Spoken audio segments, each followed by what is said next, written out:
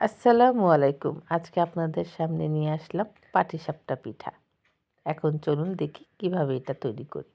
প্রথমে একটি পাতিলে 1/2 লিটার দুধ নিয়ে সেই দুধ আমি ঘন করে জাল করতে দিলাম। দুধটা হালকা নাড়াচাড়া করে জাল দিবেন, এতে দুধের ঘনত্ব বাড়ে। সাথে আমি 2টা এলাচ দিয়েছি এবং সাথে কিছু পরিমাণ চিনিও দিয়েছি। এখন একটি বাটিতে দুধের সাথে চালের গুঁড়া মিশিয়ে সেটা সেই দুধের মধ্যে দিয়ে দিলাম। দিব আর হালকাভাবে নাড়তে থাকবো, তা না হলে দলা পেকে যাবে।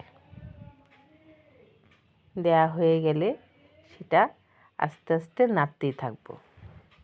এটা রীতিমতো নাড়াচাড়া করতে হবে। নাড়তে নাড়তে এটা একটা ঘনত্বে আসবে। দেখুন আমি নাড়ছি,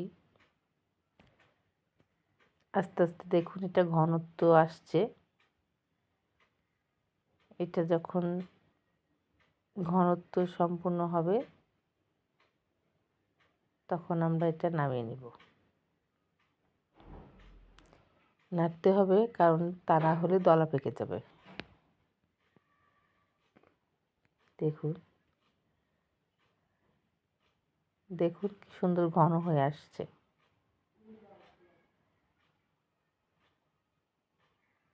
আমরা ঠিক এরকম ঘনত্বে নামিয়ে ফেলবো। ঠান্ডা হলে এটা আরেকটু ঘন হয়ে আসবে। এটা আমরা খিরসা হিসেবে ব্যবহার করব।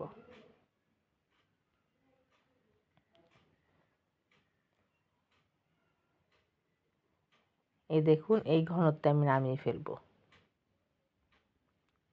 এখন একটি ব্লেন্ডার জারে আমি চালের গুঁড়া, কিছুটা ময়দা আর হালকা একটু লবণ দিয়ে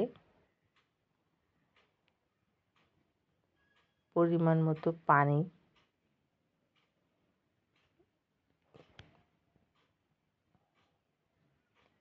দিয়ে এটা ব্লেন্ড করে নেব।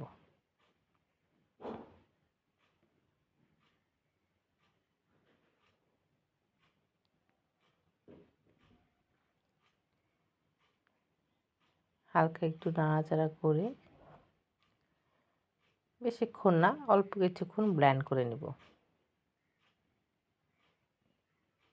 দেখুন একটা স্প্যাচুলা দিয়ে নাড়াচাড়া করে নিচ্ছি। এখন ঢাকনাটা লাগিয়ে দিয়ে ব্লেন্ড করব। ব্লেন্ড হয়ে গেছে, দেখুন কি সুন্দর একটা ঘন ব্যাটার তৈরি হয়ে গিয়েছে। এখন ওই ব্যাটার আর খিরসা নিয়ে আমি পিঠাটা বানাতে চলে যাব। এর জন্য আমাকে একটি ফ্রাই প্যান নিয়ে হালকা একটু তেল দিয়ে ব্রাশ করে নিতে হবে। ব্রাশ করা হয়ে গেলে তেলটা টিস্যু দিয়ে মুছে নেব, এতে ফ্রাই প্যানটা পিছলা হবে। মোছা হয়ে গেলে ফ্রাই প্যানটা যখন স্বাভাবিক তাপমাত্রায় আসবে তখন আমি ব্যাটার ফ্রাই প্যানে দিয়ে দেব। সুন্দর গোল চামচ দিয়ে ব্যাটার দিবেন, দিয়ে সুন্দর করে ঘুরিয়ে এটা একটা গোল রুটির আকারে করে নেবেন। এটা হালকা টু মিডিয়াম আঁচে হতে দিতে হবে।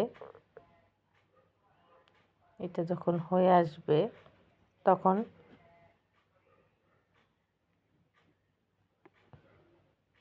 এর উপরে আমরা খিরসাটা দিব। দেখেন খিরসাটা দিয়ে সুন্দর করে র্যাপ করতে হবে।